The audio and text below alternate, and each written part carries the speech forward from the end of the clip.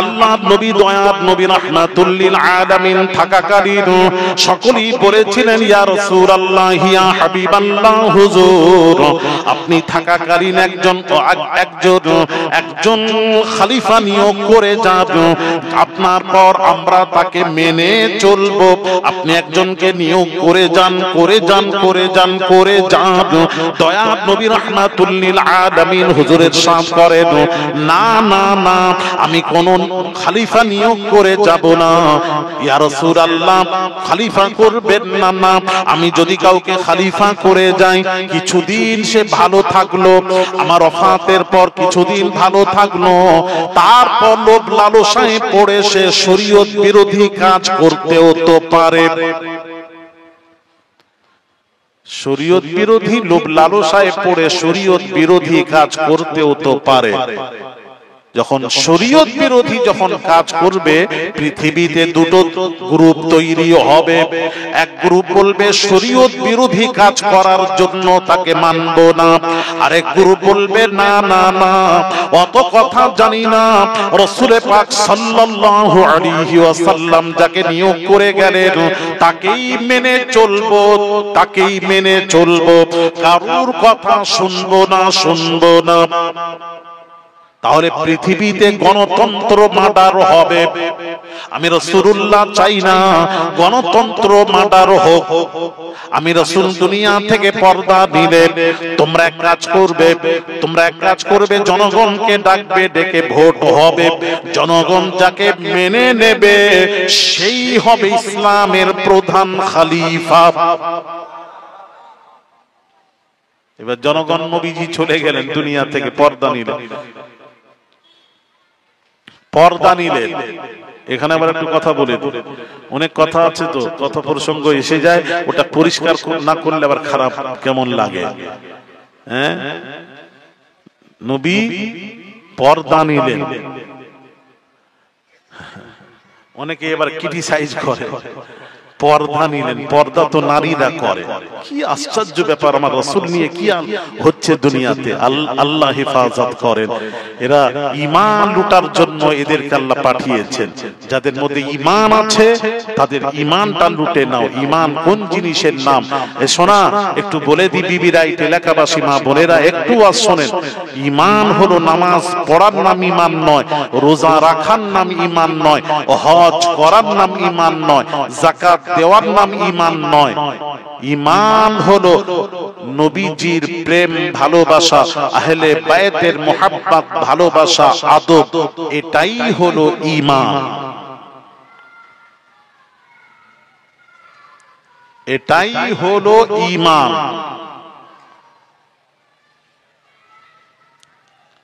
আসুন কোরআন থেকে জেনে নিন, কোরআন থেকে জানবেন, জেনে নেন।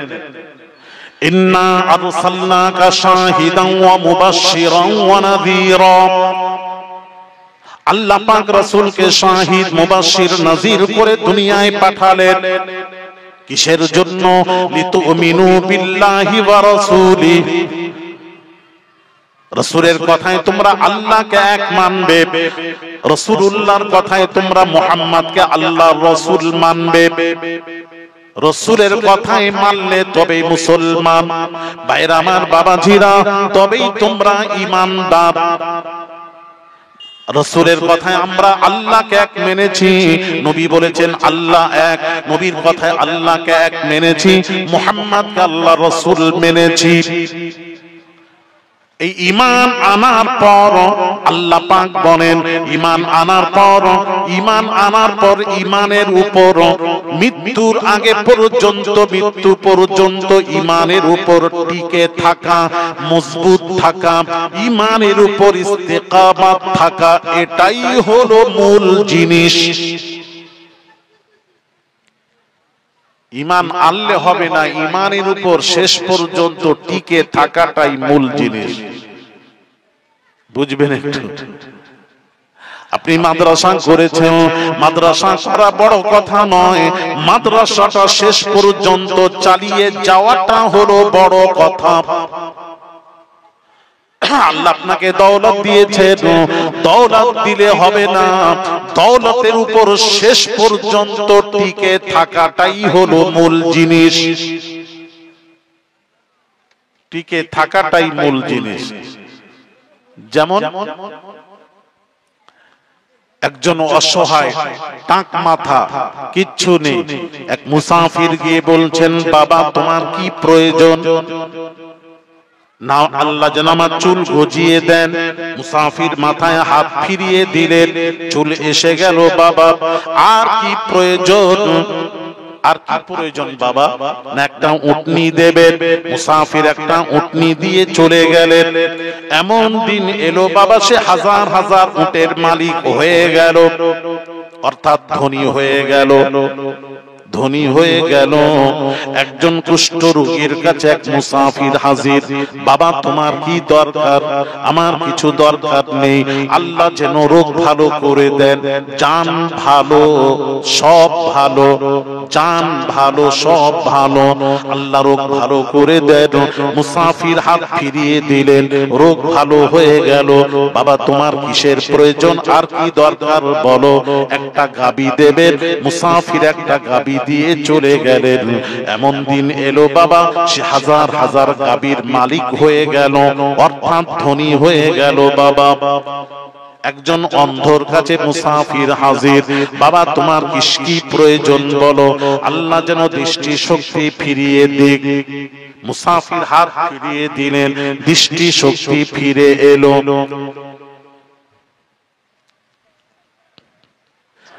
রাসূলের আলোচনা শুনবেন, কোরআন হাদিসের মন যদি অন্যদিকে থাকে, এটা কি হবে জানেন? এগুলি তো বোঝাতে পারলাম না আমি সমাজকে, সমাজও বুঝলো না। চায়ের একটা স্টল করবেন, যার খেতে ভালো লাগবে সে যে বাইরে গিয়ে খেয়ে আসবে, এটা নিয়ম। এটা কি হবে জানেন? একটা পড়ে মনে পড়লো, একটা কথা বলে দিই, ভাল লাগে দেখেন, আমল করবেন আপনার ফায়দা হবে। আমি বলে যাব, আমি যেটা জানি, বাল্লিগু আন্নি ওয়ালাউ আয়া, তুমি যেটা জানো পৌঁছে দাও, ওরা যা পারে করো, হিসেব দেবেন আল্লাহর কাছে কিয়ামতের দিন। অন্য মন হলেই খারাপ। আমি একটা দিয়ে বলছি, হ্যাঁ, আমি একটা ওয়াজের কথা মনে পড়লো, ওয়াজটা করে দিই, তারপর আবার আসছি ফিরে। না বুঝালে বুঝতে পারবেন না আপনারা। ইমামে আযম আবু হানিফা, আমাদের নু'মান বিন সাবিত আবু হানিফা, উনি একদিন স্বপ্ন দেখছেন, দয়ার নবী রাহমাতুল লিল আলামিন এসে স্বপ্নে এসে বলছেন, এই নু'মান বিন সাবিত আবু হানিফা, তুমি ফতোয়া দিয়েছো 4 রাকাত ফরজ নামাজের প্রথম বৈঠকে, মানে 2 রাকাতে যে বসতে হয় এটাকে প্রথম বৈঠক বলা হয়।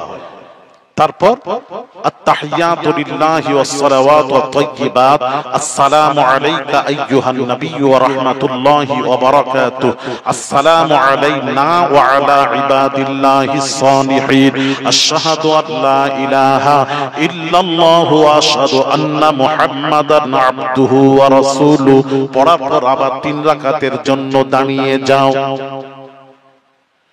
ইমামে আযম আবু হানিফা ফতোয়া দিয়েছেন, কোন নামাজি যদি 4 রাকাত ফরজ নামাজের প্রথম বৈঠকে আবদুহু ওয়া রাসূলুহু পড়ার পর আল্লাহুম্মা সাল্লি আলা মুহাম্মাদ এতটুকু যদি পড়ে নেয়,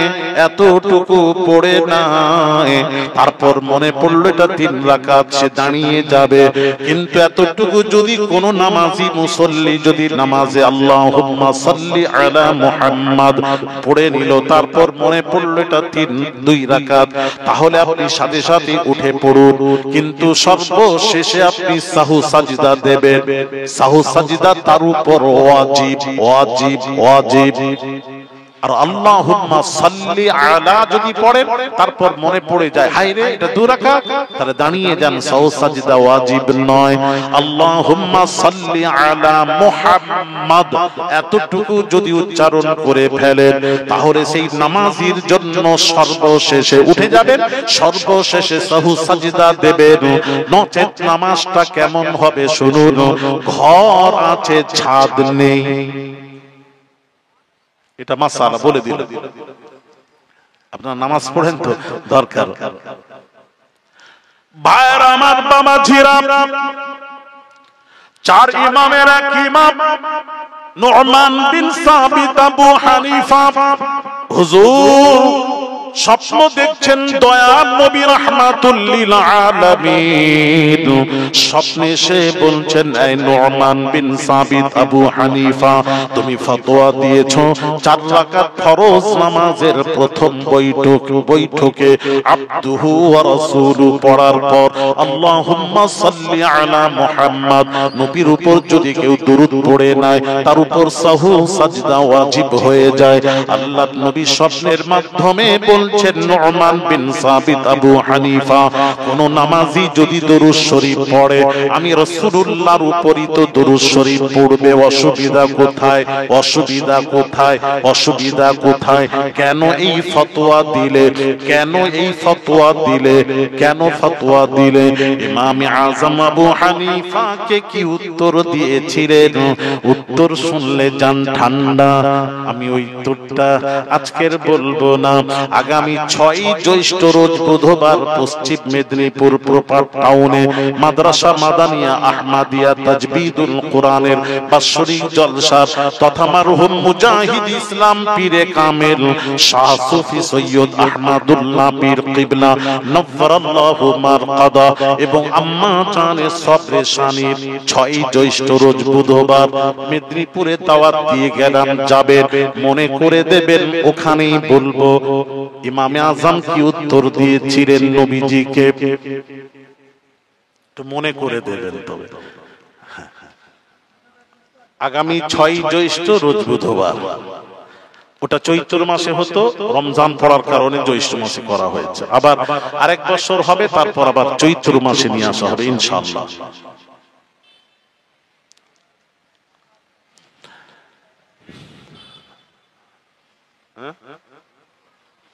একটা কেউ বলছে, দেখছেন, আমি তো খালি দেখছি, মানে একটা চাহিদা থাকলে তো না না, আমি বলবো নি, কি বললাম কোথায়? আমি বলেছিলাম ওখানে বলবো। এটা তো খালি পরীক্ষা করছিলাম, দেখি আপনাদের চাহিদা আছে কিনা। সব একটা বললো নি, উনি একজনই বলতে, তখন একটু আওয়াজ তুলেছে, হ্যাঁ যদি হয় আজকে হলেই ভালো। যে কি বলছি না, শিখার যে আগ্রহ, আগে একটা মাসলা শিখার জন্য আছে 50 মাইল 70 মাইল, হ্যাঁ, মানুষ হেঁটে হেঁটে গিয়ে আলেমদের কাছ থেকে মাসলা জানতেন, একটা মাসলা জানার জন্য।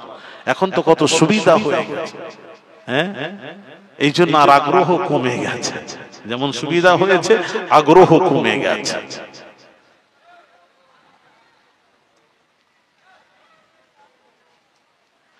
যেটা ফসল বেশি হয় তার চাহিদা কমে যায়। তাহলে মেদিনীপুরেই বলবো, তাই একটু কথা বলবেন না। আমি তো প্রথমেই শুরু করেছি, আপনারা জ্ঞানী মানুষ, আপনারা একটু বোঝেন না নাকি বলেন না? কলকাতার মানুষ, এখন তো আপনারা কলকাতা হয়ে গেছে, আপনাদের এখন হাই ফাই ব্যাপার। কোথায় বাড়ি? কলকাতা। যখন কাউকে অ্যাড্রেস দেন, ঠিকানা দেন, বলেন তো সত্যি কথা, কি বলেন? কোথায় বাড়ি আপনার জিজ্ঞেস করলে কলকাতা। এটা কলকাতা নয়, কলকাতার মধ্যে পড়েছে।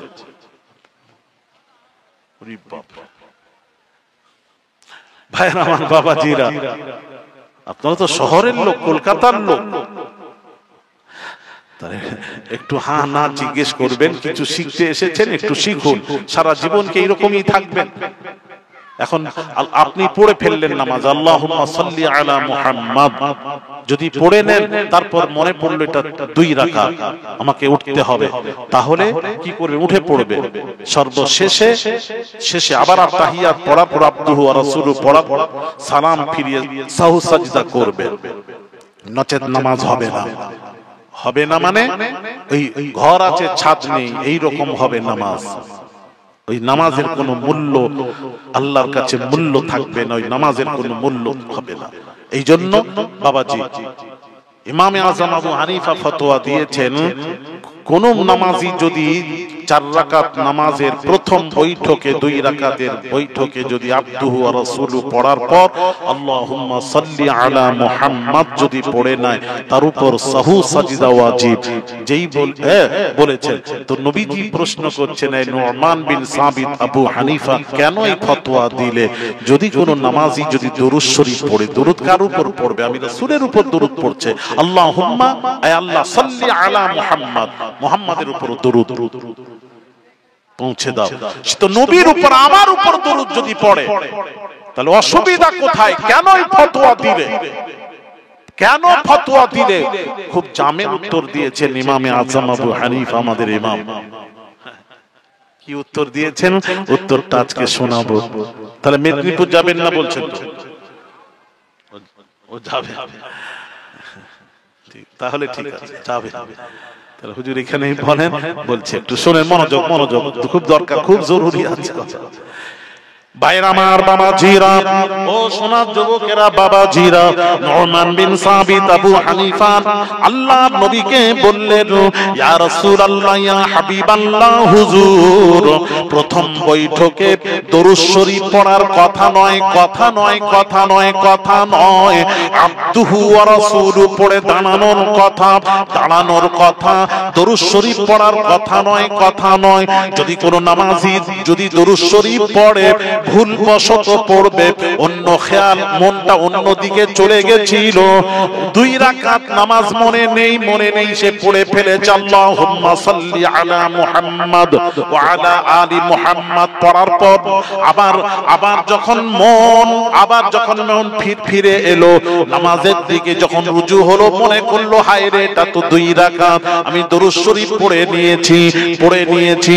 যদি কেউ দরুদ শরীফ পড়ে অন্য মনস্ক হয়ে পড়বে, বেখেয়ালে পড়বে, ভুলবশত পড়বে, ইয়া রাসূলুল্লাহ, ইয়া হাবিবাল্লাহ, হুজুর আপনার উপর তো দরুদ শরীফ পড়তেই হবে। তার কারণ আল্লাহ নিজে বলেছেন, ইন্নাল্লাহ, আল্লাহ কোন আমল করেননি, বান্দাদেরকে বলেছেন, ইন্নাল্লাহা ওয়া মালাইকাতাহু ইউসাল্লুনা আলান নবী, আল্লাহ বলেন নিশ্চয়ই আল্লাহ ও তার ফেরেশতা মুহাম্মাদের উপর, নবীর উপর দরুদ ও সালাম পাঠ করি। আমি আল্লাহ ফেরেশতাকে নিয়ে আমার নবীর উপর দরুদ ও সালাম পাঠ করি। এইবার আল্লাহ পাক বলেন, বান্দারে এই দরুদ ও সালামের ব্যাপারে তোদেরকেও আমি শামিল করে নিলাম। ইয়া আইয়ুহাল্লাযীনা আমানু, হে বিশ্বাসীরা, সাল্লু আলাইহি ওয়া সাল্লিমু তাসলিমা, তোরাও ঈমানদারেরা তোমরাও নবীর উপর দরুদ পড়ো, সালামের মতো সালাম দাও।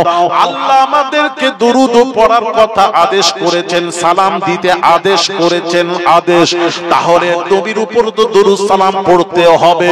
তবে 4 রাকাত ফরজ নামাজের প্রথম বৈঠকে দরুদ শরীফ পড়ার কথা নয়, কথা নয়, কথা নয়। যদি কোনো নামাজি যদি পড়ে ভুলবশত পড়বে, বেখেয়ালে পড়বে, অন্য মনস্ক হয়ে পড়বে, ইয়া রাসূলুল্লাহ, ইয়া হাবিবাল্লাহ, হুজুর আপনার উপর দরুদ শরীফটা বেখেয়ালে পড়া, ভুলবশত পড়া, আমি নুমান বিন সাবিত আবু হানিফা আদবের খেলাফ মনে করি, আদবের খেলাফ মনে করি, তাই এই ফতোয়া দিয়েছি। দয়ার নবী শুনতে পেয়ে মুচকি হেসে বলেছিলেন, এই নুমান বিন সাবিত আবু হানিফা, তুমি ঠিক ফতোয়া দিয়েছো।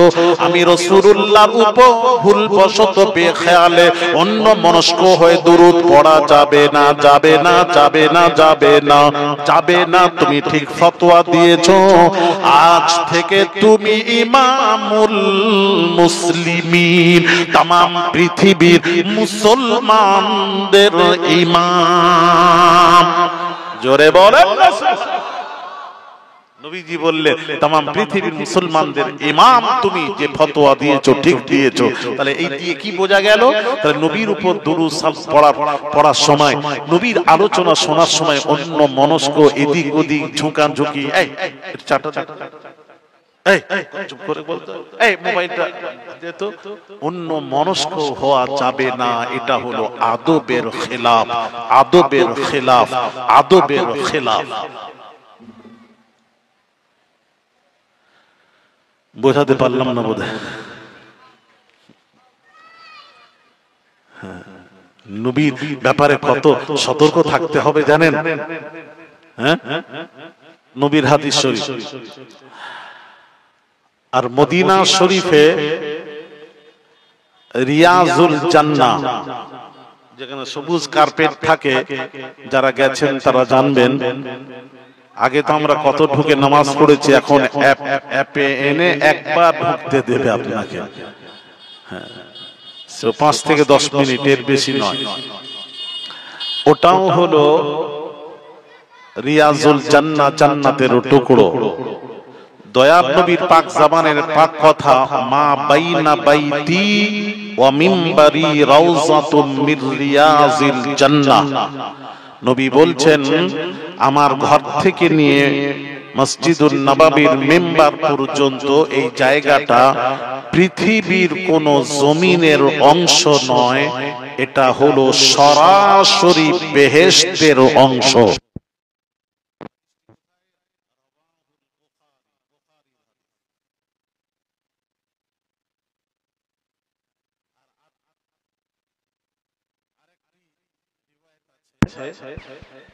নবীজির পাক জবানের পাক কথা, মা বাইনা কবরি ওয়া মিম্বারি রাউযাতুম মির রিয়াজিল জান্নাহ। আরেক রিওয়ায়াতে রাসূল পাক সাল্লাল্লাহু আলাইহি ওয়াসাল্লাম হুজুর ইরশাদ করেন, আমার কবর থেকে নিয়ে মিম্বার পর্যন্ত, মসজিদের মিম্বার পর্যন্ত যে জায়গাটা, এটা পৃথিবীর কোন জমিনের অংশ নয়, এটা সরাসরি বেহেশতের অংশ। এখানে একটু কথা বোঝার আছে। এই হাদিসটি, যে হাদিস কাকে বলা হয়, নবীজির জবানে মোবারক থেকে বের হওয়া কথা, হাদিস, হাদিস শরীফ। তো নবীজি এটা কবে বলেছেন? কবরে যাওয়ার পর না, ইন্তেকাল করার পর, পর্দা নেওয়ার পর না। রাসূল কবে বলছেন? দুনিয়ায় থাকাকালীন বলছেন, আমার কবর থেকে নিয়ে এই মিম্বার পর্যন্ত এই জায়গাটা পৃথিবীর কোন জমিনের অংশ নয়, এটা বেহেশতের অংশ। তাহলে নবীজি দুনিয়ায় থাকাকালীন তিনি বলে দিলেন, আমার কবর কোথায় হবে, নবী নির্দিষ্ট করে গেলেন, আমার কবর যেখানে শুয়ে আছেন এটাই হবে একদিন আমার কবর, কবরে নববী। এই জন্য নবীর রিওয়ায়াত, মা বাইনা কবরি ওয়া মিম্বারি রাউযাতুম মির রিয়াজিল জান্নাহ। নবী বলেছেন, আমার কবর থেকে নিয়ে, কবর বলেছেন এখানে, প্রথম এক রিওয়ায়াতে আছে মা বাইনা বাইতি বলেছেন, বাইত মানে ঘর, আমার ঘর থেকে নিয়ে মিম্বার পর্যন্ত, এটা রিওয়ায়াত। আরেক রিওয়ায়াতে নবী বলেছেন, আমার কবর থেকে নিয়ে মিম্বার পর্যন্ত এই জায়গাটা পৃথিবীর জমিনের অংশ নয়, এটা সরাসরি বেহেশতের অংশ। তাহলে নবীজি দুনিয়ায় থাকাকালীন বলে যাচ্ছেন আমার কবর কোথায় হবে, সেটাও তিনি ইঙ্গিত করে গেলেন, আমার কবর এখানেই হবে। কোথায় হবে? আমার ঘরের ভেতরে। আর আইন কানুন জানেন? আইন হলো যে যেখানে মারা যায় সেখানে কবর দেওয়া যাবে না, কবর দিতে হবে কবরস্থানে। কিন্তু নবীর আইন কি জানেন? একমাত্র পৃথিবীতে নবীর আইন হলো, যেখানে নবীজি ইন্তেকাল করবেন সেখানেই নবীজির দাফন হবে, দাফন কাফন সেখানেই হবে, সেখানেই তাকে শোয়ানো হবে, অন্য জায়গায় কবরস্থানে দেওয়া যাবে না। এটা খাস নবীর জন্য, পৃথিবীর কারুর জন্য নয়। এই জন্য তো আমি আলী আসগার বলি, এটা তো বুঝতে পারে না সবাই, মুলবিরাও তো বোঝে না। এই জন্য তো বলি, রাসূলের আইন আমাদের আইন এক নয়। আমি ভালো ভালো, আমি মুফতিকে দেখেছি, মুফতিয়ানে কেরাম বক্তাদেরকে দেখেছি, ভালো ভালো আলেম আমাদের দেশেও বলুন, বাংলাদেশ বলুন, আমি তো সব ঘুরে ঘুরে দাড়ি পেকে গেছে, বহু আলেমদেরকে বলতে শুনেছি, আল্লাহর আইন হবে সকলের জন্য সমান, সকলের জন্য সমান, সে রাসূল হোক নবী হোক, সকলের জন্য সমান। আমি বলবো ব্যাখ্যা ভুল, ব্যাখ্যা ব্যাখ্যা ভুল করে আপনাদেরকে বোঝানো হচ্ছে, ভুল ব্যাখ্যা। তাহলে যদি ওটাই হয় তাহলে এটাই বুঝান। আগে আমি অন্য কোন সেই মৌলবীর কাছে আমার প্রশ্ন থাকবে, তাহলে পৃথিবীর সকলের আইন হলো যদি ঘরে মৃত্যু হয় তাকে ঘরে কবর দেওয়া যাবে না, কবরস্থানে তাকে দাফন করতে হবে, এটা আইন। তাহলে নবীজি ইন্তেকাল হলেন ওখানেই আয়েশার হুজরা মুবারাকে ঘরে, আর রাসূলকে ওখানেই দাফন করা হলো কেন? প্রশ্ন নাম্বার 1। এই প্রশ্নের উত্তর দিয়ে দেবেন। আমি মৌলবীদেরকে জিজ্ঞেস করব, হ্যাঁ, মিডিয়ার মাধ্যমে তারা আমাদের জানা, এর উত্তরটা দেন। কেন নবীর জন্য এটা খাস? এটা নবীর জন্য হলো কেন? তাহলে বোঝা গেল নবীর আইন আলাদা, আমাদের আইন আলাদা, এক নয়। এটা রাসূলকে যারা বোঝে না তারাই এই ব্যাখ্যা করে, সবকে খিচুড়ি বানিয়ে দেয়। এটাই তো আলী আসগর বোঝাতে চাই।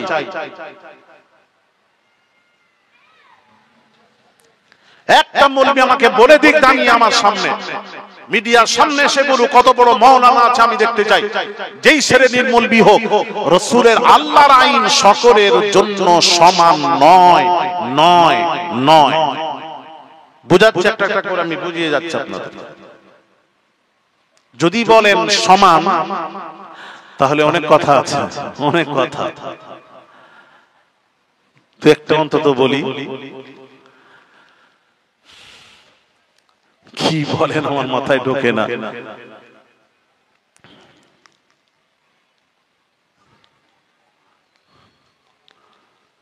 ভাইয়ের আমার, বাবা যেরকম মনোযোগ দিয়ে ওয়াজ শুনবেন, মনোযোগ। আইন কি? আল্লাহর আইন হলো কোন ইমাম সাহেব যদি ইমামতি করেন, কোন ইমাম সাহেব, পারফেক্ট ইমাম সাহেব যদি ইমামতি করেন, সাপোজ ধরুন গাউসে পাক এসে গেছেন, গাউসে আজম পীরানে পীর দস্তগীর আব্দুল কাদের জিলানী আল বাগদাদি হুজুর এসে গেলেন, ওই হয়ে হচ্ছে।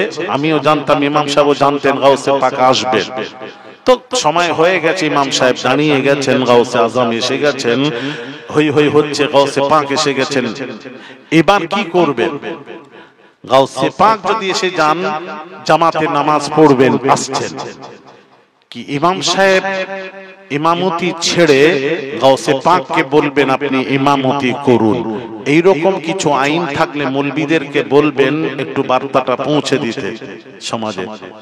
এইরকম কোন আইন আছে যে ইমাম সাহেব নামাজ ছেড়ে দিয়ে বলবেন আপনি ইমামতি করুন, আপনি গাউসে আজম, আপনি পৃথিবীর ওলির বাদশা, আপনি ইমামতি করুন, আমি আর করব না, আমি নামাজ ছেড়ে দিলাম, আপনি করুন?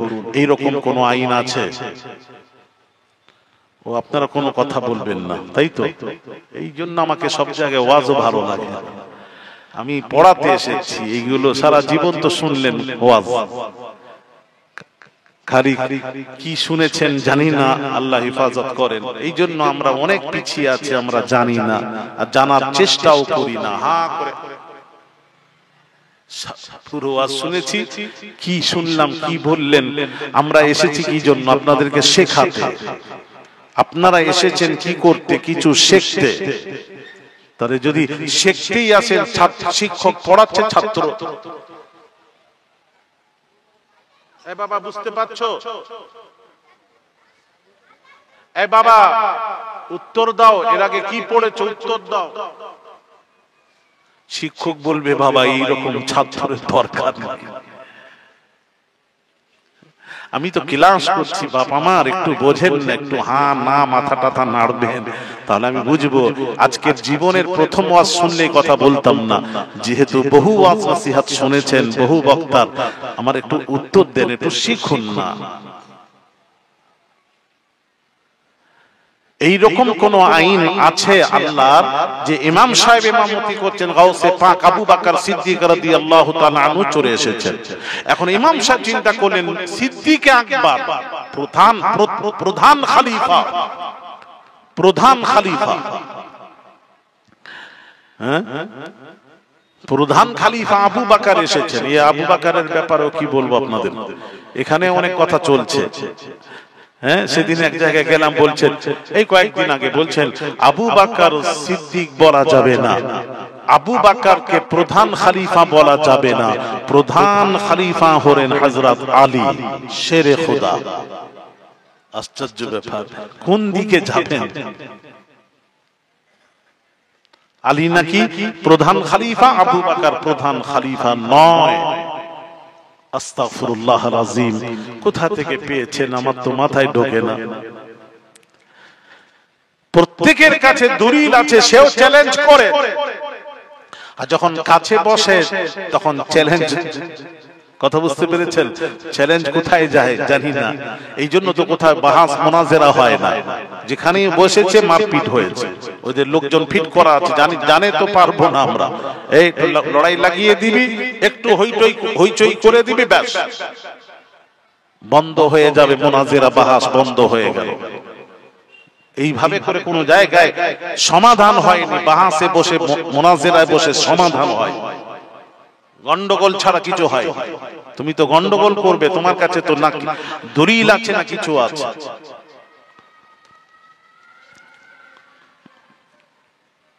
এখানে একটু বলে দিই, প্রসঙ্গ এসে গেছে, একটু বলে দিই। প্রধান খলিফা হলেন আবু বকর।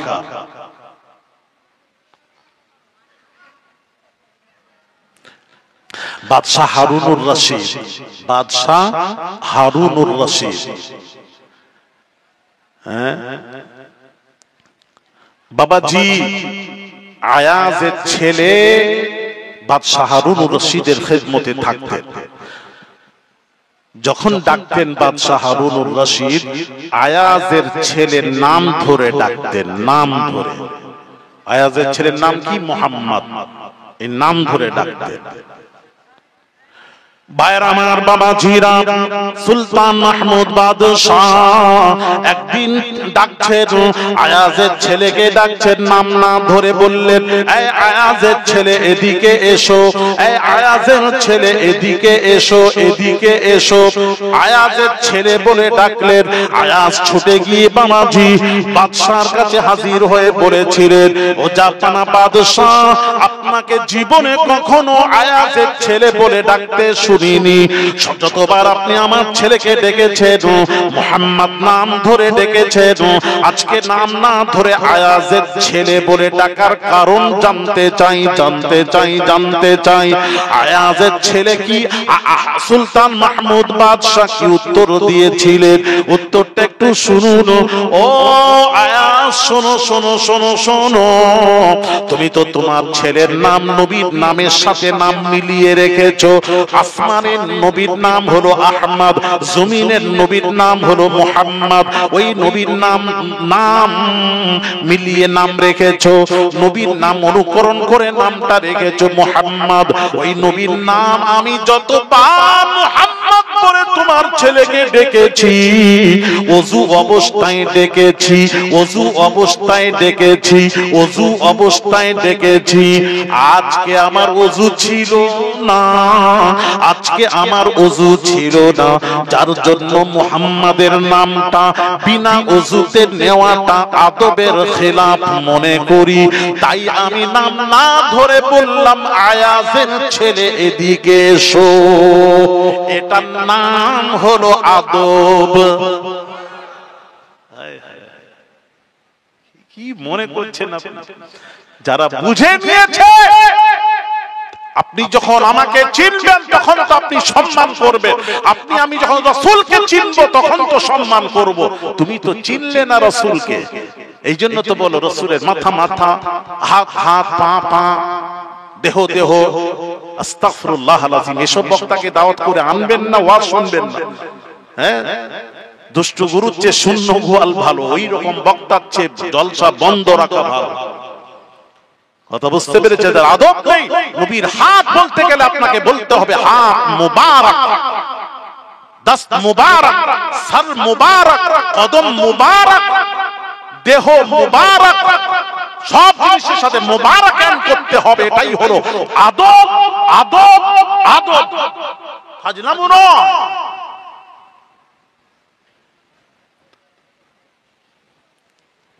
দিলওয়ার হোসেন সাইদি সাহেবের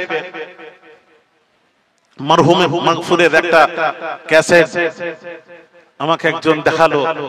উনি চট্টগ্রাম, বাংলাদেশের চট্টগ্রাম 5 দিন ব্যাপী তাফসীরুল কোরআন মাহফিলে শেষের দিনে উনি দাঁড়িয়ে লক্ষ লক্ষ মানুষকে দাঁড় করিয়ে সালাতু সালাম পড়ছেন। উনি বলছেন সালাতু সালাম পড়ুন, সবাই দাঁড়িয়ে যান। সবাই দাঁড়ালো, লক্ষ লক্ষ মানুষ দাঁড়িয়ে সালাতু সালাম পড়ছেন। ওই লক্ষ লক্ষ মানুষের মধ্যে অনেক হাঁটাহাঁটি করছেন। উনি ঠিক এই ভাষা বলছেন, আপনারা দেখে নেবেন। এখন তো ইউটিউব, এখন তো আলহামদুলিল্লাহ ফেসবুক, ইউটিউব আছে, আপনি খুললেই পাবেন, যখন তখন দেয় খুললেই পাবেন। উনি আপনি ফেসবুকে বলুন, দেখবেন চলে আসবে। উনি বলছেন ঠিক এইভাবে, সালাতু সালাম কালীন চলাফেরা হাঁটাহাঁটি করা চূড়ান্ত বেয়াদবি রাসূলের শানে। যে যেখানে আছে তাকে দাঁড় করিয়ে দাও, চলাফেরা না করে, এটা আদবের খেলাফ। চিন্তা করেছেন ভাইরা আমার, বাবাজিরা? এই জন্য তো বলেছিলাম আপনাদেরকে, রাসূলের শানে আদবের খেলাফ এগুলো বেয়াদবি। আজকাল সেই রাসূলকে কি বলছে?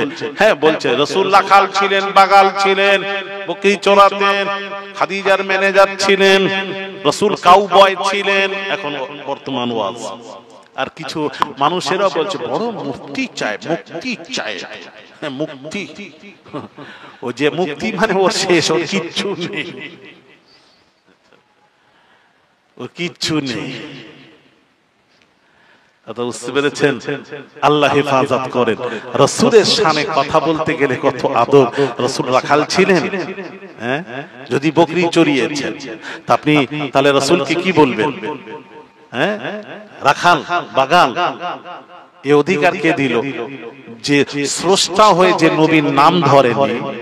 30 পারা বাপের বেটা কোন মৌলবি আছে দেখে দেখাতে বলো, নবী 30 পারা কোরআনে নবীর নাম আল্লাহ কোথাও নেননি। উনি তো স্রষ্টা, উনি তো খালিক। উনি যদি নবীর নাম নেন তাহলে অসুবিধা কোথায়? পৃথিবীর কেউ আঙ্গুল তুলবে, কেউ বলবে আল্লাহ কেন নিয়েছো? উনি তো অন্য নবীর নাম কোরআনে নিয়েছে, অন্য নবীর নাম নিয়েছে। ভাইরা আমার, বাবাজিরা, অন্য নবীর নাম নিয়েছেন। ইয়া আদম উসকুন আনতা ওয়া যাওজুকাল জান্নাহ, আদম নবীর নাম ধরলেন। ইয়া নূহ হুবিত, ইয়া ঈসা ইবনে মারইয়াম, ইয়া মূসা জাআল লানা ইলাহান কামা লাহুম আলিহা, আল্লাহ নবীর নাম ধরেছেন। আল্লাহ নবীর নাম ধরলেন। ইন্না আউলান নাসি বিইব্রাহিম আলাল্লাযিনা তাবাউহু ওয়া হাযান নবী, ইব্রাহিম নবীর নাম নিলেন। ইন্না আউলান নাসি বিইব্রাহিম, ইব্রাহিম নবীর হকদার, তার অনুসারীরা সবচেয়ে বেশি হকদার। হাজা মুহাম্মদ বলতে পারতেন নাম ধরে। আল্লাহ তো স্রষ্টা, সে যদি ধরে 10 বেটা কোথায়? পৃথিবীতে কে আঙ্গুল তুলে আল্লাহকে বলবে? উনি তো খালিক, উনি সব কিছু করতে পারেন। কিন্তু আল্লাহ পাক যখন মুহাম্মাদের বাড়ি এলো, আল্লাহ কি বললেন? হাযান নবী, সবচেয়ে বেশি ইব্রাহিম নবীর হকদার হাযান নবী, এই নবী। নাম ধরলেন না, নবী বললেন। নবী বললেন, নাম ধরলেন না। স্রষ্টা যদি নাম না ধরে, আপনার ক্ষমতা কি করে? কত আদব করছেন তিনি, নাম ধরেননি। আর সেই নবীকে তুমি রাখাল, বাগাল তুমি বলছো। আস্তাগফিরুল্লাহ আল-আযীম। তুমি আলেম, আমি তো এদেরকে গুনিনি, আমার গুনতির মধ্যে সব নেই। মাওলানা, আমার গুনতিতে নেই। রাসূলের শানে যারা বেয়াদবি করবে আমার গুনতির মধ্যে নেই। আমি তাকে তো আলেমই বলি না। হ্যাঁ, আচ্ছা আসুন কোরআনকে দেখে নিই।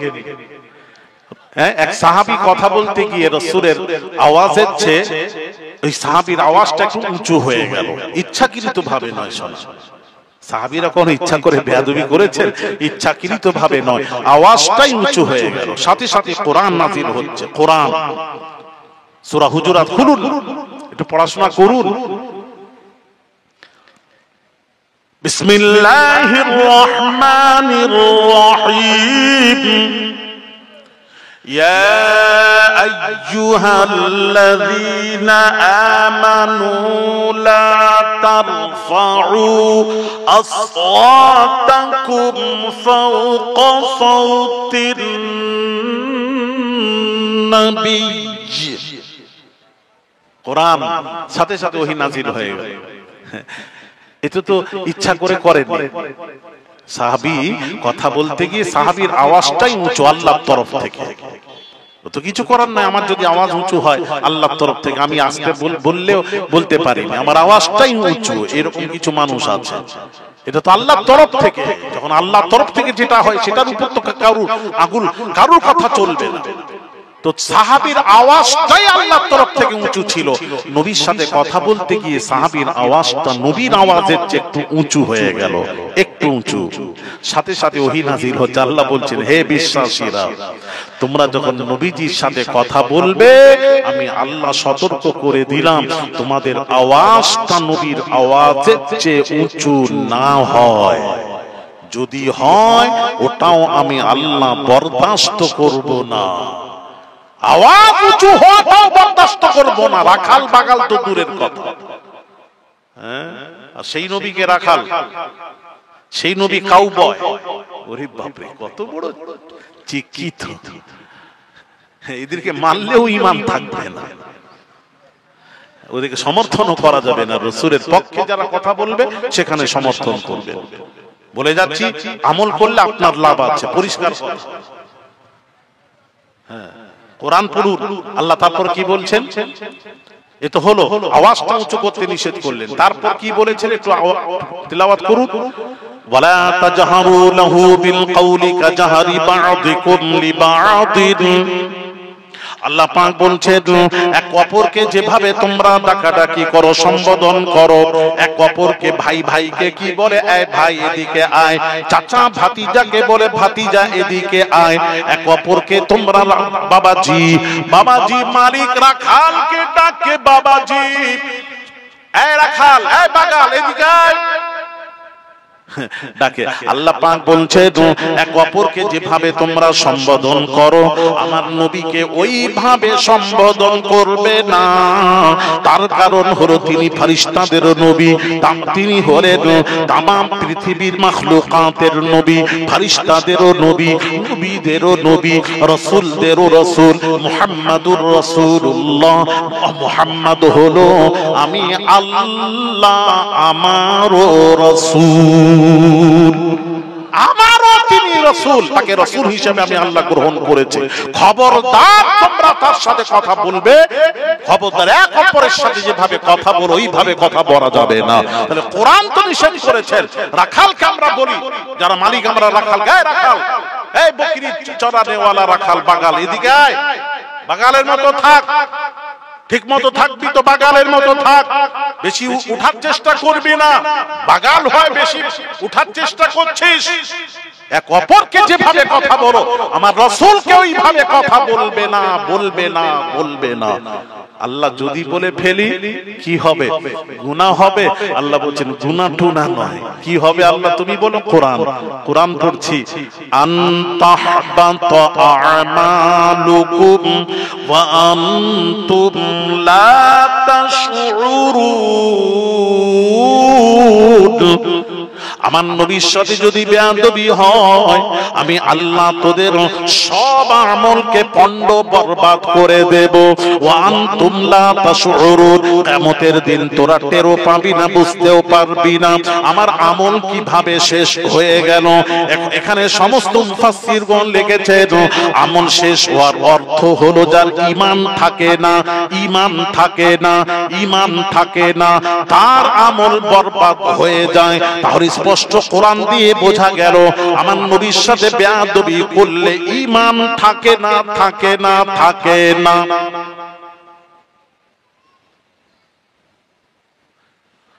ওয়াজ বোঝা যাচ্ছে না বোধহয়? মাথাটাতে হেড নাড়ান, ওয়াজ বুঝতে পারছেন বাবা? আমি কোরআন হাদিস বলছি, বাহিরে একটা কথা বলিনি। হ্যাঁ,